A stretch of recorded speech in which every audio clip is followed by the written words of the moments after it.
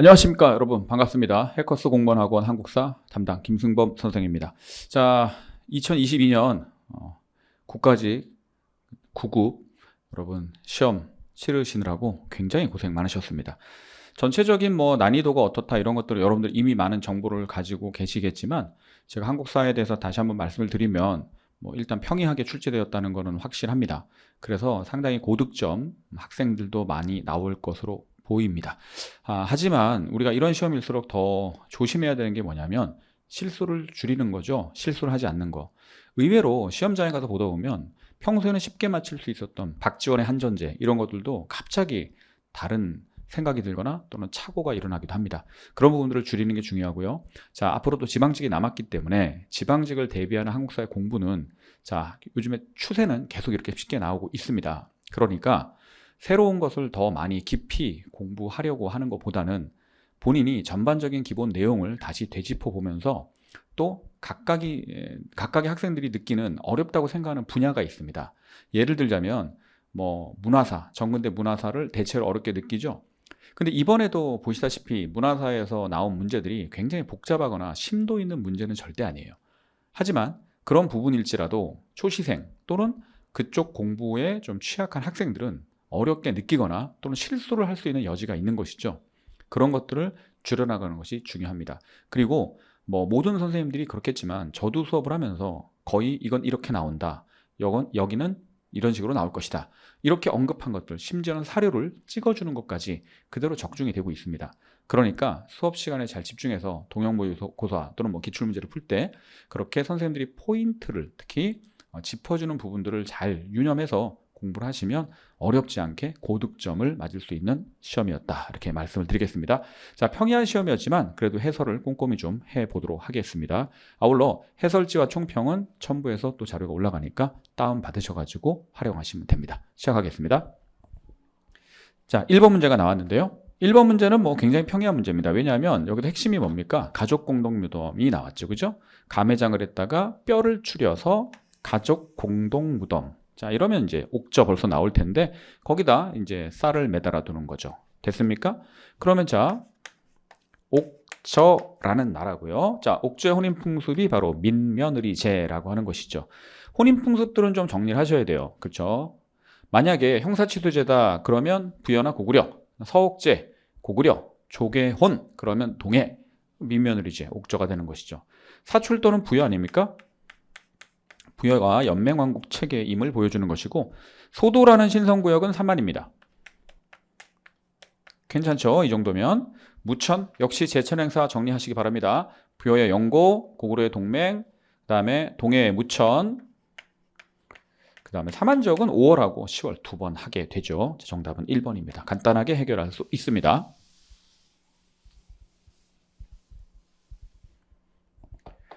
자, 2번 문제. 유네스코 문화유산이 나왔습니다. 근데 유네스코 문화유산은 굉장히 많죠. 제가 이제 크게 보면 세계 문화유산하고 기록유산하고 자, 구분할 수 있는 정도. 그 다음에 제가 문화유산으로 들어갔을 때 항상 수업 시간에 강조하던 게 뭐냐면, 자, 백제 역사 유적 지구를 잘 봐라. 제가 말씀을 드리죠.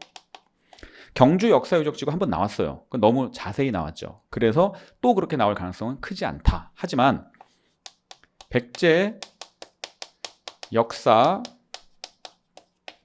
유적 지구는 굉장히 문제를 내기에 좋다. 왜 좋으냐?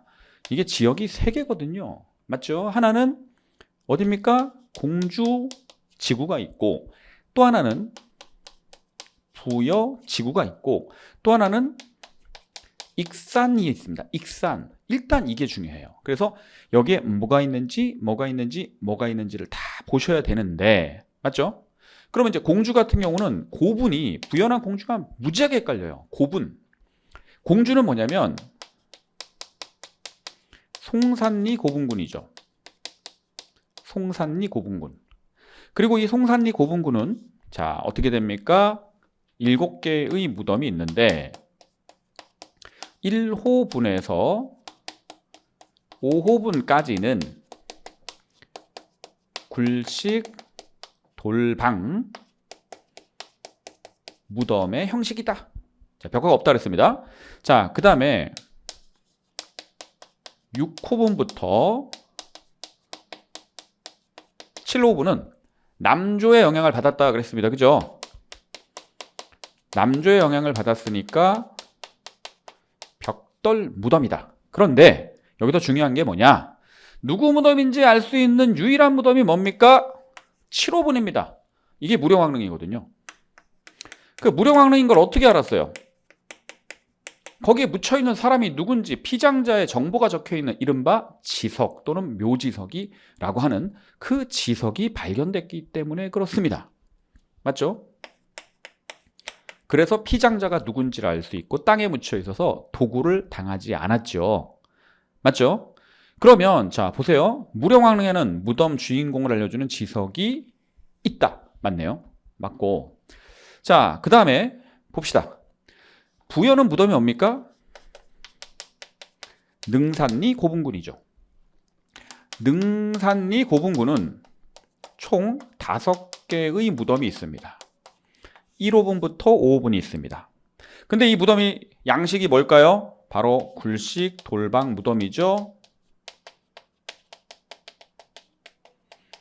자, 벽화는 없는데 1호분만 벽화가 나오죠. 1호분만. 자, 굴식 돌방 무덤입니다. 그런데 한번 보겠습니다.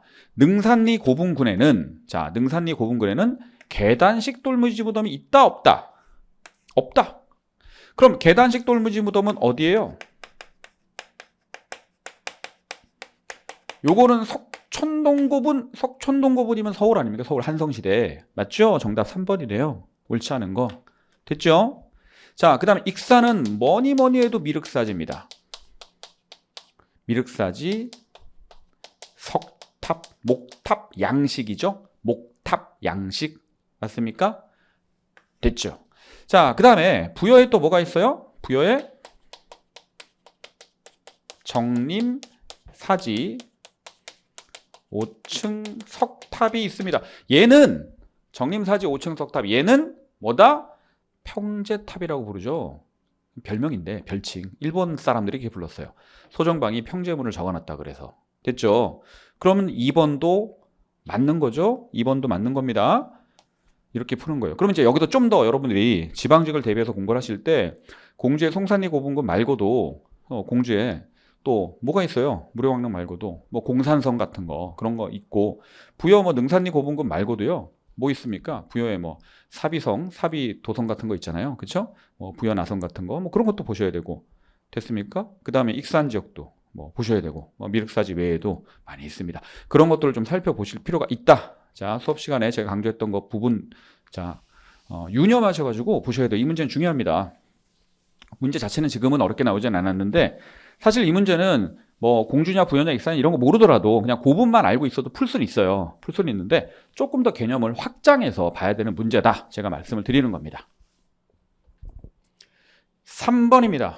아, 이거 참 조선시대 관청 제가 수업 시간에 많이 강조하죠. 특히 이거를 제가 많이 강조하는데 왕의 말을 글로 짓는 걸 교지라고 하죠. 교지. 교지를 작성하는 건 제가 예문관이다. 이렇게 많이 말씀을 드리고 특히 오답으로는 교지를 작성하는 게 교소관이다라고 오답을 많이 낸다 그랬죠. 교소관은 인쇄, 그렇죠? 인쇄인데 자 사관원은 뭐예요? 간쟁이죠. 간쟁. 이거는 아니되옵니다. 아니되옵니다 하고 월급 받는 애들 이게 사관원 아닙니까? 사관원. 사원부와 함께 양사를 구성하는 거고 자 한성부는 수도의 행정과 치안 및 사법권이 있어요. 그런데 시정기는 뭡니까?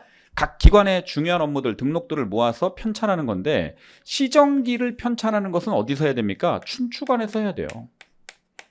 춘추관에서 한 것을 나중에 실록청이 가져다가 실록을 편찬할 때 사용하는 겁니다. 한성부는 뭐다? 수도 당시에 한성부라는 것 자체가 관청명이기도 하고 이제 행정구역명이기도 한데 한성부 내에서 행정, 그 다음에 치안, 그 다음에 재판 이거 다 담당합니다. 자, 외교 문서를 작성하는 거 뭡니까? 승문원이죠. 이른바 청요직 중에서 청요직이죠. 승문원이나 또는 뭐 무관직에서는 왕실의 호위부대인 뭐 내금위, 별시위, 뭐 겸사복 이런 데 지휘관으로 서울 출신들을 잘 등용을 안 해요. 그래서 서울 출신들이 이런 문관은 뭐 승문원이나 또는 우리 뭐 이제 그 선전관이라고 하죠. 아까 말씀드렸던 무관직을 그런 것들에 대한 요구가 굉장히 많았고 뭐 그런 것들이 이제 조선 후기로 가면 갈수록 점점 열리게 되는 것이죠. 그럼 춘추관은 뭐 하는 것이다? 역사 편찬과 보관을 담당한다라는 것이죠. 자, 그러면 승정원이 국왕의 명령을 출납한다? 정답인데요. 이게 비서기구 아닙니까? 승정원이면 고려시대로 말하면 뭐랑 비슷해요? 중촌의 승선과 비슷한 거죠. 승선.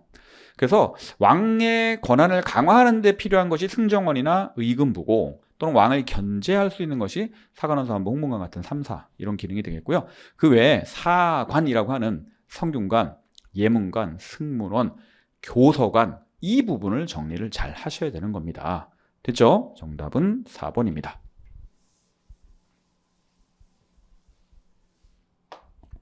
4번 문제입니다. 가에 대한 설명으로 옳은 것 했습니다. 3.1운동 직후에 만들어진 무엇이 연통제도 있고 그 다음에 교통국도 있다.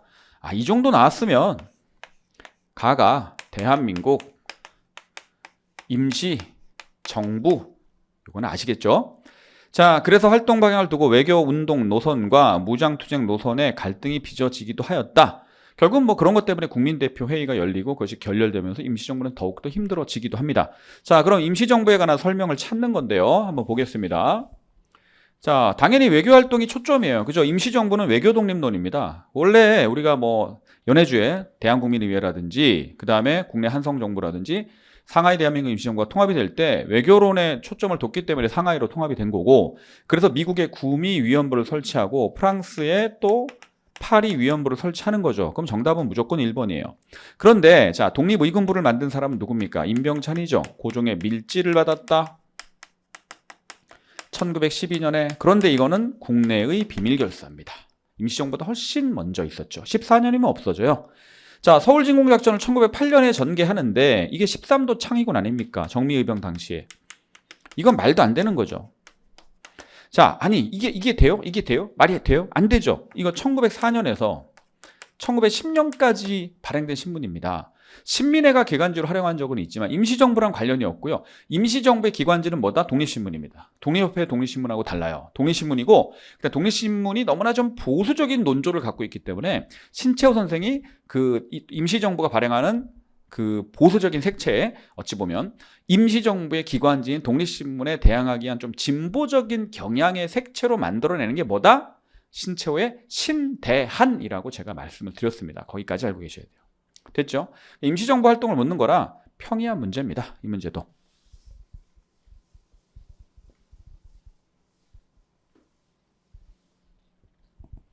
5번입니다. 자, 이건 뭘까요?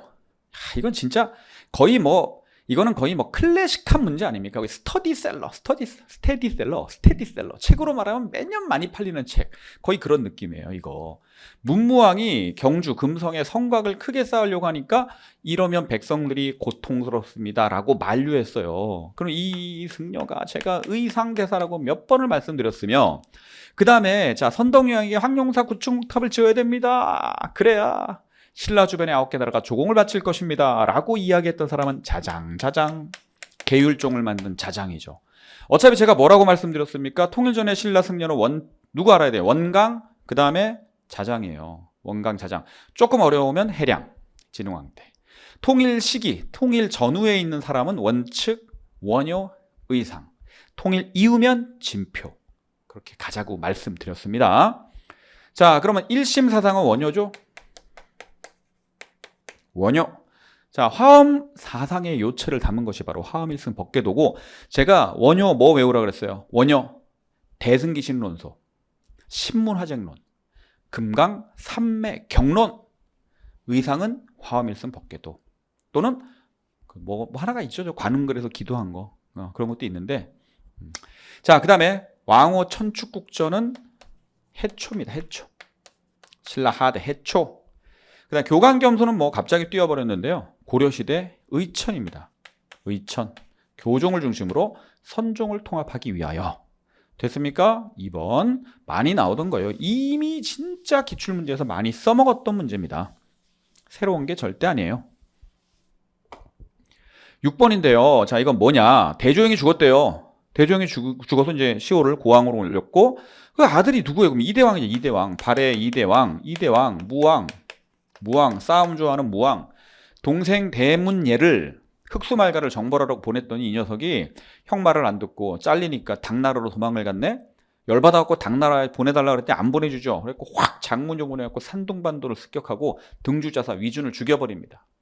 그래서 당나라가 깜짝 놀랐고 신라 성동왕한테 야 발에 국경을 좀 쳐줘 뭐 이랬잖아요. 이게 732년에 장문유의 산둥반도 공격 아닙니까? 정답 3번밖에 없어요. 이건 뭐 고민할 게 없어요. 더군다나 확실히 여기서 그냥 확실히 빼박 뭐다? 인한 연호잖아요. 자, 뭐 씁니까? 천통부터 대조영이, 그다음에 인한 무왕, 그다음에 문왕이 대응보력, 그렇죠? 선왕이 건흥 아닙니까? 중간에 뭐 5대 성왕도 뭐 중흥이라는 연호를 쓰기도 하지만, 자 상경성으로 옮긴 사람은 두 사람이에요. 왜냐하면 자 만약에 이 사람이 3대 문왕이라면 자 중경으로 한번 옮겼다가 상경으로 옮겼다가 그 다음에 마지막에 동경으로 또 옮기죠. 자 그런데 성왕이라는 자가 5대 왕인데 이 사람은 또 동경에서 다시 상경으로 백하죠. 백. 그러니까 상경으로 옮긴 사람은 두 사람이에요. 됐죠? 자 해동성국은 누굽니까? 선왕이죠. 선왕 10대 왕입니다. 대조영의 아우 대야발의 후손. 연호는 건흥이라는 연호를 썼고 해동성국이라고 이렇게 불리면서 이때 지방제도를 정비한 거 5경십오부 62주. 그죠? 요동을 손아귀에 놓고 신라랑 남쪽으로 국경을 마주본 거. 이게 중요한 거죠. 구색입니다. 자, 고구려 유민과 말갈족을 이끌고 동모산의 도읍을 정했다. 이게 대조영이죠. 뭐 대조영. 그렇죠? 천문령 전투 승리 이후에. 정답 3번입니다.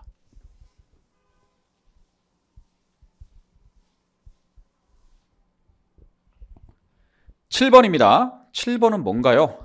자, 이거 진짜 말도 안 돼. 틀리면 말도 안 됩니다. 제가 조선의 법전 변천 자 군더더기 다 빼고 뭐 조준의 경제육전 이딴 거 다 빼고 가장 메인으로 가자 이거예요. 가장 메인으로 가면 성종 때 뭐가 나옵니까? 경국대전, 이른바 조정성원이라고 불리는 경국대전. 자, 뭐 세상이 바뀌면 법률 조항도 바뀌고 탈락하기도 하고 해야 되죠. 영조가 속대전을 편찬합니다. 맞죠? 정조가 대전 통편을 편찬하고요. 자, 고종 때 사실상 흥선대원군이 주도해서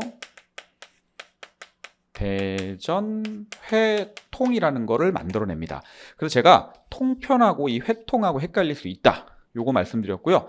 자, 이렇게 가면서 당연히 법률 조항이 추가가 되죠. 추가되면 뭐 속증보라는 글자를 붙여나가고 또 만약에 폐지된 법령이라면 금폐라는 말을 집어넣습니다. 그게 경국대전을 존중한다는 조종성원 존중의 법칙이라고 하는 것이죠. 요즘에는 이렇게까지 어렵게 잘 안 나와요. 그죠? 제가 설명한 거 잘 안 나와요. 그냥 간단하게 냅니다. 됐습니까? 자, 그 다음에 이것은 또 하나를 보셔야 돼요. 일단 가나다라는 그렇게 우리가 정리를 할 수가 있는 것이고요. 가, 나, 다, 라 정리가 되는 것이고, 자, 그 다음에 제가 19세기에 반란 중에서 밀란이라고 볼 수 있는 1811년에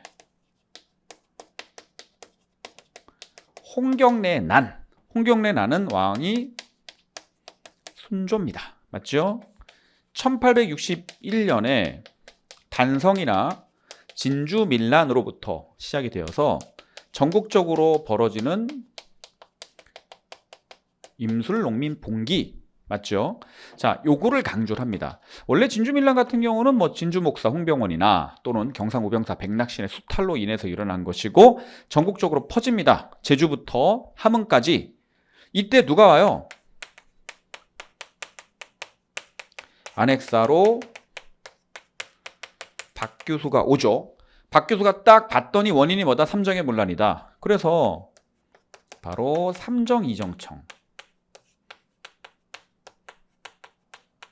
삼정이정청의 설치를 건의하여 이것이 수용이 되죠. 뭐 근데 이제 별 효과는 없는데 그러면 1862년이면 철종입니다. 철종이 1863년에 죽고 고종해지게 하는 것이죠. 자, 그리고 원래는 이게 삼정이정청을 여기 홍경련 안에다 갖다 붙여서 오답을 많이 내는 게 일반적인 형태인데 뭐 왕을 바꿀 수도 있죠. 철종, 고종 뭐 이렇게 해가지고. 그래서 답이 4번이 되는 것입니다. 이해되시죠? 그럼 보세요. 성종이 홍문관 설치한 거 당연히 맞고요. 자, 서원 정리 있죠? 이거 영조 그 다음에 고종 다 맞죠. 영조도 170여 개 서원을 혁파했고요. 영조 때, 고종 때 흥선대원군에 의해서 뭐 600여 개의 서원이 혁파가 됩니다. 자, 정조는요, 아버지 사도세자. 이 사도세자라고 하는 시호는 아버지 영조가 올린 거예요. 영조가 사도세자라는 시호를 정합니다. 정조는 짜증나죠. 할아버지 자기가 죽여놓고 자기 아버지를 뭐 사도 뭐 추모한다는 뜻으로. 그래서 사실은 사도세자를 정조는 장헌세자로 정조가 추중을 하고요. 시호를 올립니다. 아버지의 능을 옮겨요. 원래 지금의 서울 시립대 근처에 있었는데 수원으로 옮기면서 바로 혈융원이라고 합니다. 혈융원. 그렇죠? 그리고 수원 화성을 축조하는 것이죠. 자신의 어떤 개혁을 위한 이상적 공간으로 만들어 보려고 했던 것 같고, 그리고 결국 이제 이 혈융원은요, 이 장헌세자가 고종 때 가서 장종 거쳐서 장조로 추중이 됩니다. 장조로 추중이 되면 혈융원도 융릉이라고 바뀌게 되죠. 자, 그 다음에 여기 하나 또 조심하셔야 되는 것은 영조는요, 정조로 하여금 자기 아버지인 이 사도세자를 추승하지 못하도록 하기 위하여 어떻게 했습니까? 정조를 사도세자의 원래 형이었던, 이미 죽은 형이었던, 먼저 죽었죠, 사도세자보다 효장세자의 양자로 입적을 시켜놨다라는 거. 그래서 아버지를 왕으로 추중을 못해요. 그래서 추중이 된 것은 왕으로 사도세자, 즉 장헌세자가 추중이 된 것은 고종 때의 일입니다. 여기까지 알고 계시면 뭐 굉장히 훌륭합니다. 자, 정답 4번이다.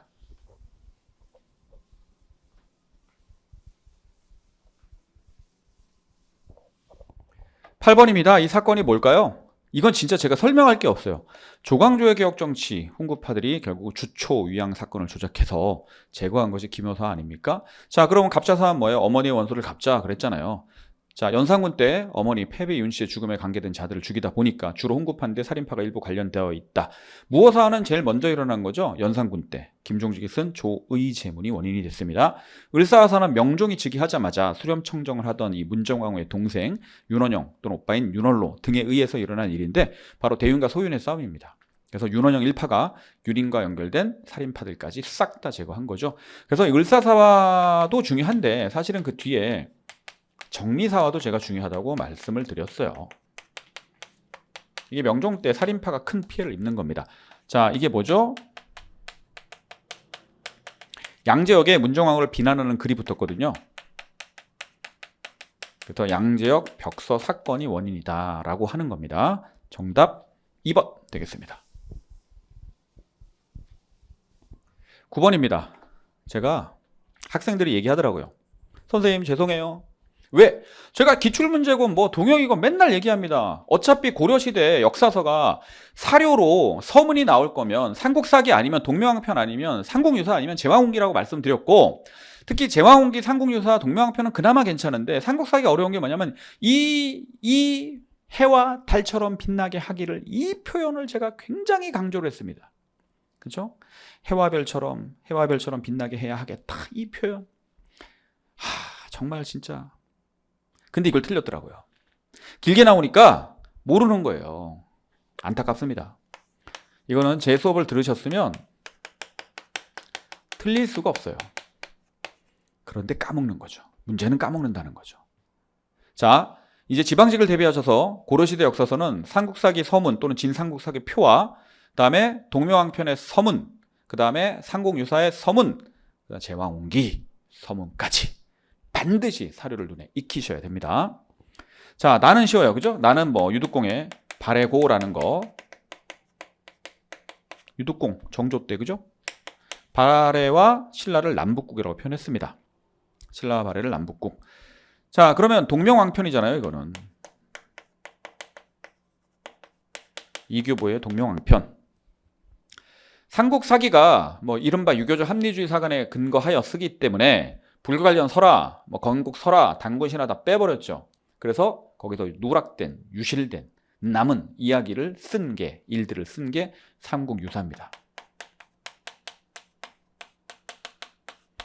자, 그 다음에 고조선부터 고려에 이르는 역사를 정리했다 그랬는데, 여러분 발해고는요, 발해 역사만 적은 겁니다. 그러면 고조선부터 고려까지 역사는 뭐 여러 가지 책들이 있겠지만 최초가 동국통감이에요.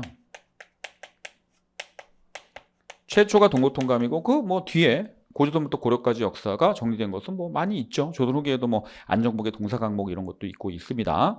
어쨌든 안 돼요. 발해고랑은 안 맞다. 그러면 뭡니까? 유득공의 발해고와 이종희의 동사 있죠. 이종희의 동사, 유득공의 발해고와 이종희의 동사. 얘네들이 어떤 가치가 있냐면 우리 역사의 무대를 만주적으로 확대하면서 만주를 굉장히 중시하고 그 다음에 한반도 중심의 그래서 협소한 사관을 극복했다라고 하는 평가를 받아요. 이렇게 두 역사서가 되게 중요한 거예요. 단재 신채호 선생님은 이종희를 가장 자주적인 역사가라고 극찬을 했습니다. 만주에 특히 부여, 뭐 고구려, 고조선 이런 역사를 발해 굉장히 강조하거든요. 됐죠? 정답 3번입니다.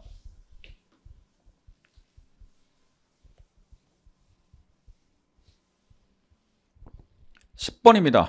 또 글이 길다 보니까 우리 학생들이 좀 어려워할 수 있어요. 일단은 여기서 가장 큰 핵심은 뭐냐면 자, 토지의 소유를 제한하는 법령을 세운다고 말을 했습니다. 그리고 제한된 면적을 초과해 소유한 자는 토지를 더 점하지 못하고 이 법이 시행되기 이전부터 소유했던 것은 이제 불문에 붙이는 것이죠. 자, 그래서 적발하면 이제 몰수하는, 뭐 백성에게 또 주기도 하고 뭐 그런 겁니다. 자, 그럼 이거는 토지 소유의 소유를 제한한다. 즉 상한선이죠. 상한선.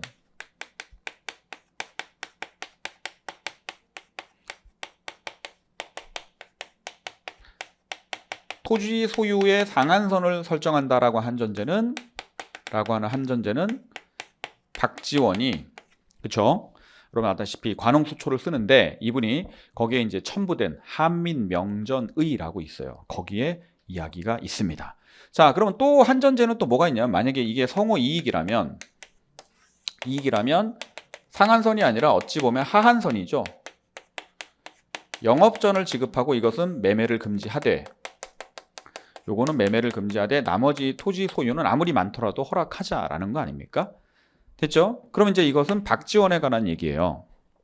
근데 제가 학생들 벌써 몇 명 얘기를 들어보니까 틀리고 나니까 쉬운데 시험장에서는 자꾸 무슨 정약용이니 무슨 뭐 홍대용이니 뭐 이런 생각을 한다는 거예요. 홍대용은 뭐 여기 있지도 않습니다만 반개소록은 유용원이에요.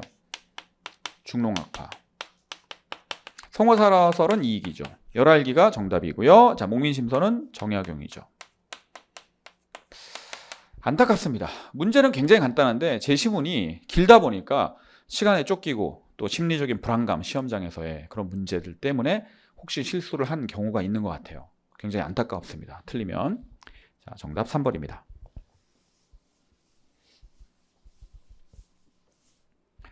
자, 이건 뭘까요? 헌병경찰제 1910년대 무단통치 아닙니까? 무단통치.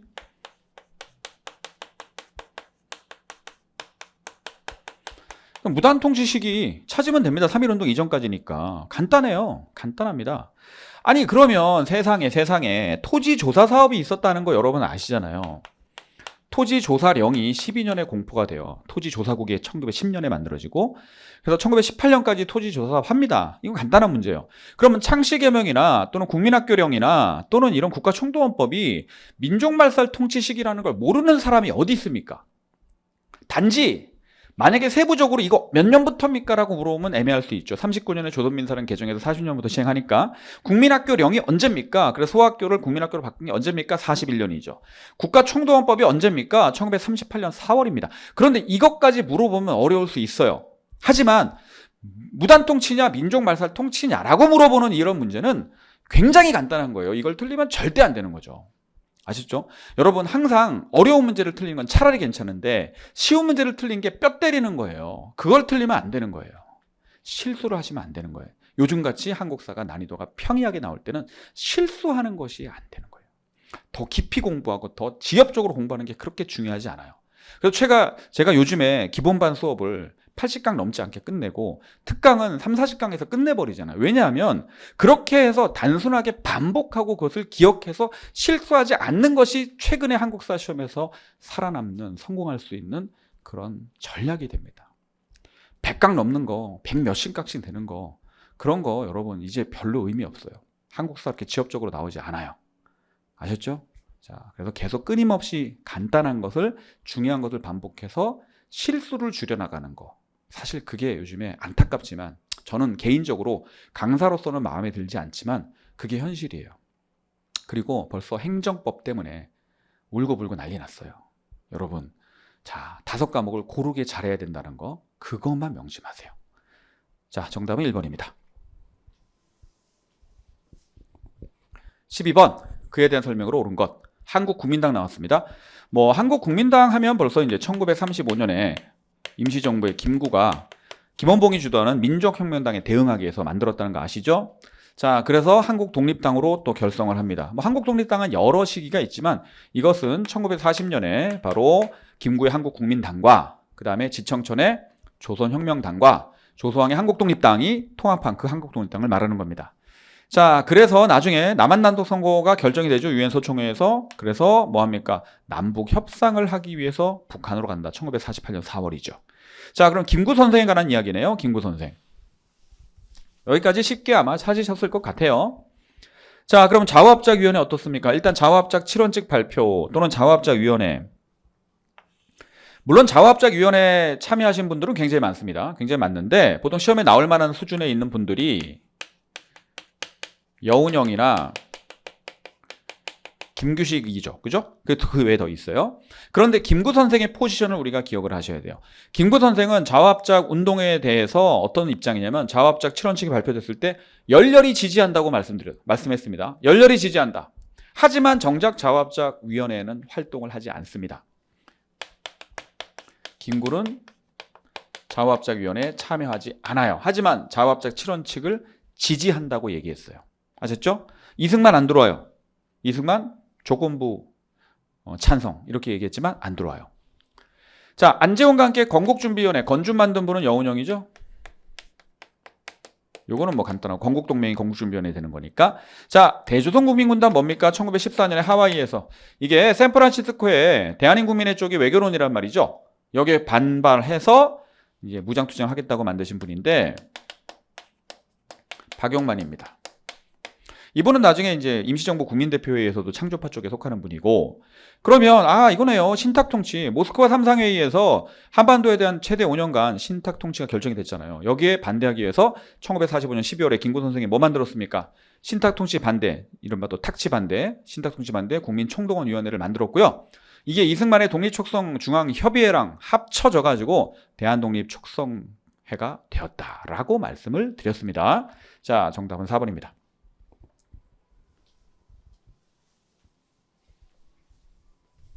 제헌국회. 제가 진짜 여러 번 말씀드렸어요. 우리가 헌법을 제정하기 위한 국회, 이게 초대 국회죠. 제헌국회는 임기가 2년이었습니다. 48년부터 50년까지 존재합니다. 자, 여기서 제정한 법률이 뭐가 있었다 그랬죠? 일단 1945년 12월에 요거부터 하면 안 되겠다. 그죠? 45년이래. 제가 또 잘못 썼네요. 45년에 강복을 했는데 어떻게 45년에. 48년 8월 15일에 정부 수립됐으니까 48년 9월에 반민법 제정하죠. 그리고 10월에 반민특위 만들어집니다. 자, 12월이죠. 이른바 이제 여수순천 12구 사건 있잖아요. 여수순천 12구 사건 이후에 국가보안법 만들어집니다. 자, 1949년 6월에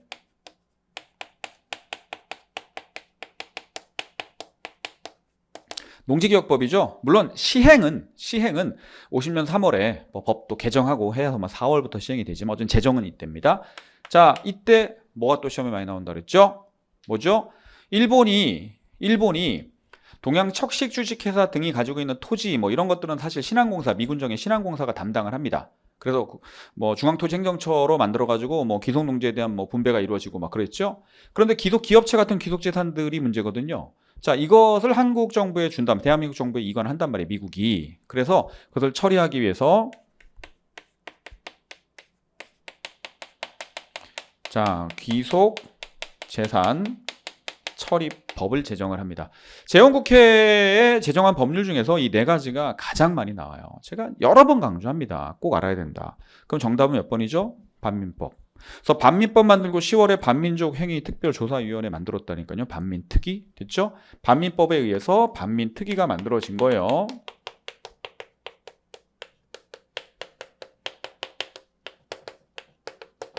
됐죠?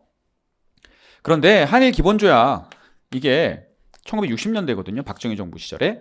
왜냐하면 한일 기본조약 자체가 1965년에 체결이 되는데 이때 반대하는 성명이라 그러면 뭐 우리가 1964년부터 있었던 육사망쟁 같은 거 보시면 돼요. 그래서 어쨌든 박정희 정부고 7.4남북공동성명도 72년이니까 박정희 정부죠. 자, 그 다음에 통일주의 국민회의도 유신이잖아요. 유신이면 이것도 박정희 유신시대 박정희 정부에 해당이 되는 거겠죠. 정답 1번입니다.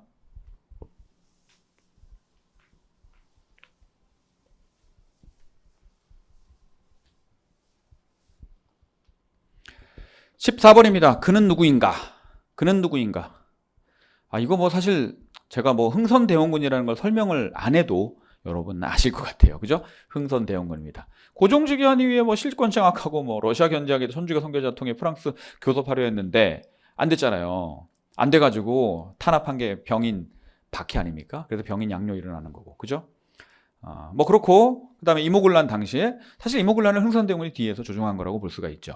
이 난군들이 뭐 궁궐을 막 습격하고 뭐 중전 도망가고 이러니까 고종이 대원군에게 정권을 준 거고 대원군이 뭔가 이제 뭐 개혁 정책 다 취소하고 뭐 이러던 중에 청나라 군대가 와서 대원군을 이제 텐진으로 납치를 하게 되는 것이죠. 자, 대원군입니다. 그럼 보빙사가 83년에 가는데 이때 대원군이 있어요? 대원군 끌려갔다니까요. 이모군란 때. 이모군란이 1882년이에요. 그렇죠? 이건 개화 정책이 실시되는 과정에서 있었던 것이고 척합의가 답이네요. 신미양요 이후에 척합의. 양의진범 비전직하 주화매국. 오케이. 자, 백두산 정계비 1712년인데 조선 숙종이죠. 아니 통리기무아문이 1880년에 만들어진 거고 대원군이 1873년에 실각하잖아요. 그래서 76년에 강화도 조약이 있고 80년에 개화 정책이 통리기무아문으로부터 쭉 시작이 되는데 그것에 반발한 이모군란이 일어났던 거고 이모군란으로 잠시 재집권을 했던 것이죠. 정답은 2번입니다.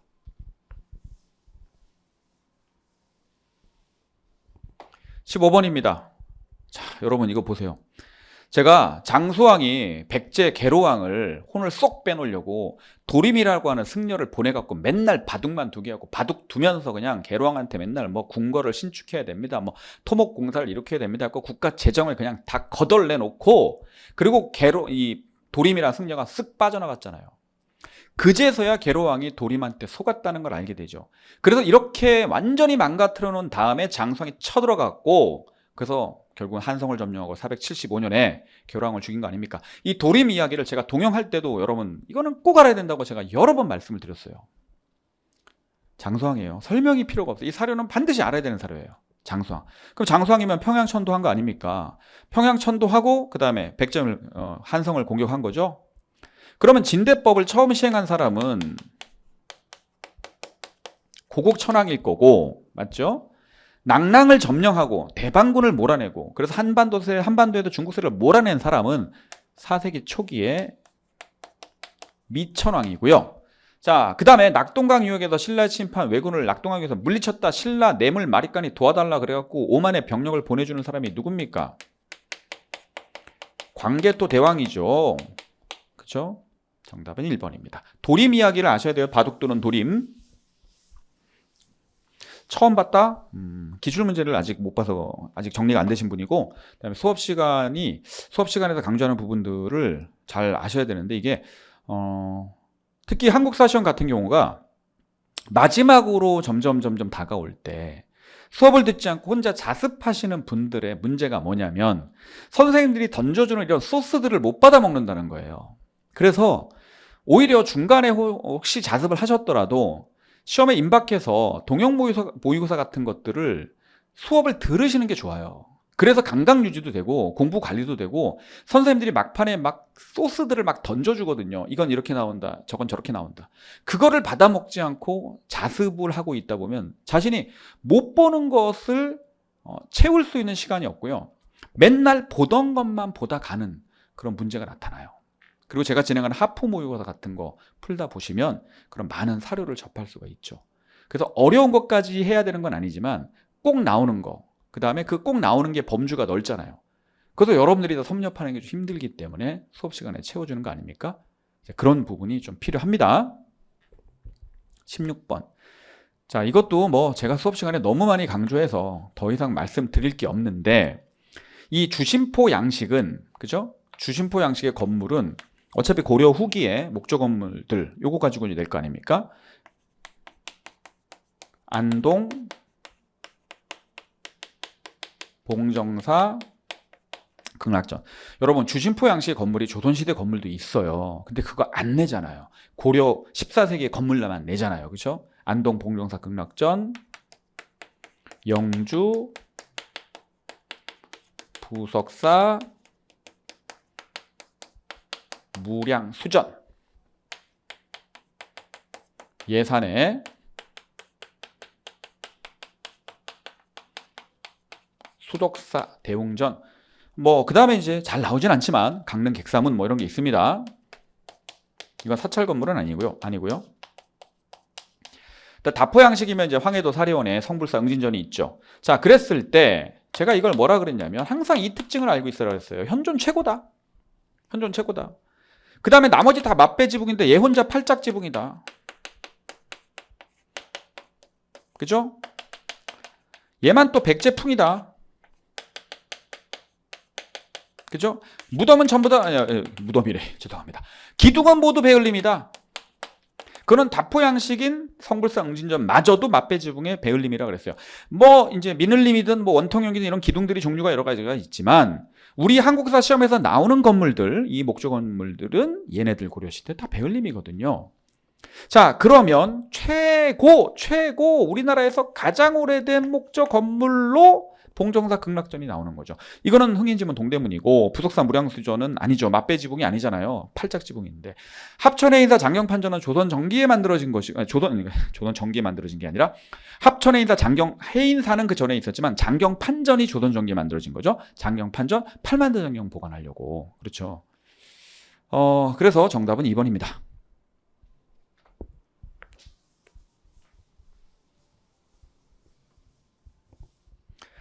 자, 이건 뭘까요? 독립협회. 설명할 게 없어요. 서재필 나왔고. 맞죠? 독립문 건립. 뭐 이런 거 얘기하는 거니까. 독립문 왜 만들어요?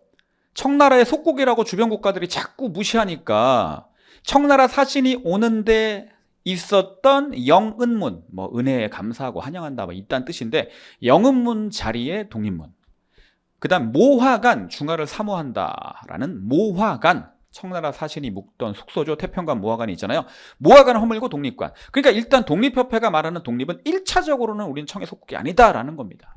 그렇죠? 그게 독립협회죠. 그래서 독립협회가 나중에 대한제국 선포할 때도 크게 반대하지 않았던 것이 황제를 칭하고 연호를 쓰는 것은 뭐 사실 청의 속국이 아니다라는 것을 알리는 가장 좋은 수단이 될 수 있죠. 그런 측면에서 찬성을 한 건데 이게 뭐 황제가 되고 난 다음에 황제권을 막 강화하려고 민권을 억압하려고 하면 독립협회랑 충돌을 할 수밖에 없는 것이죠. 자, 독립협회입니다. 그럼 뭐 여기서 독립문 답이 되고요. 교육입국 조서는 가보 2차 개혁되죠.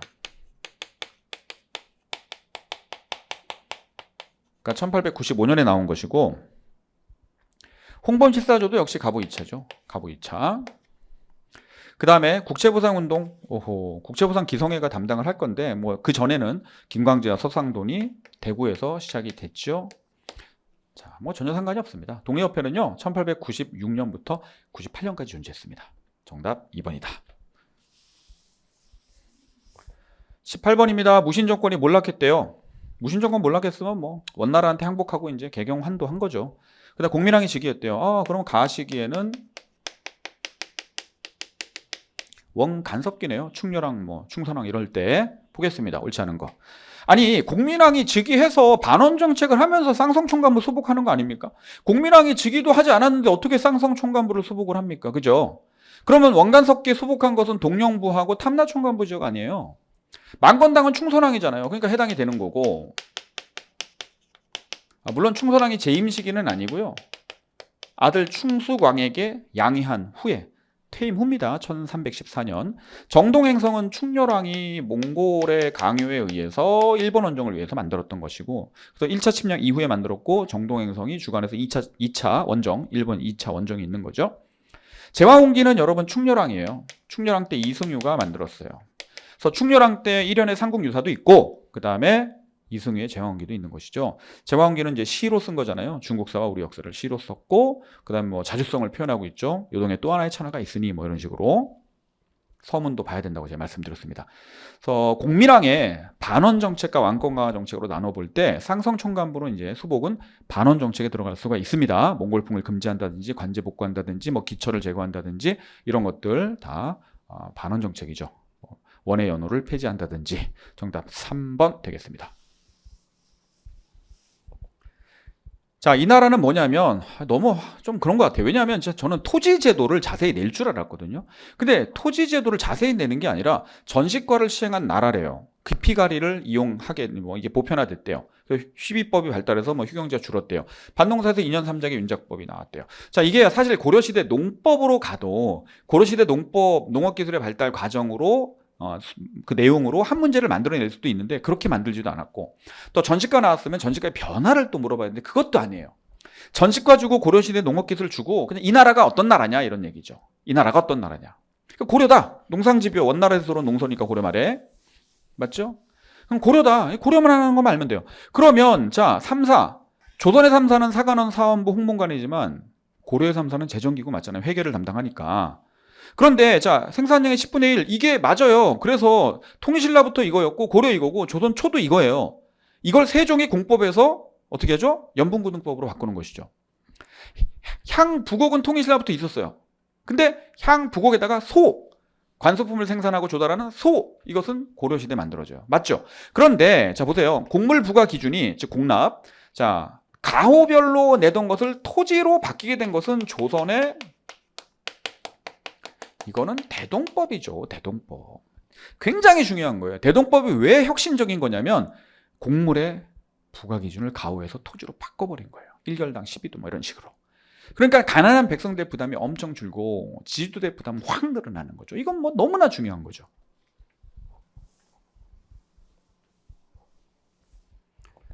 (20번입니다) 제가 이것도 설명할 게 없는 게 세상에 이거를 모르는 사람이 있을까요?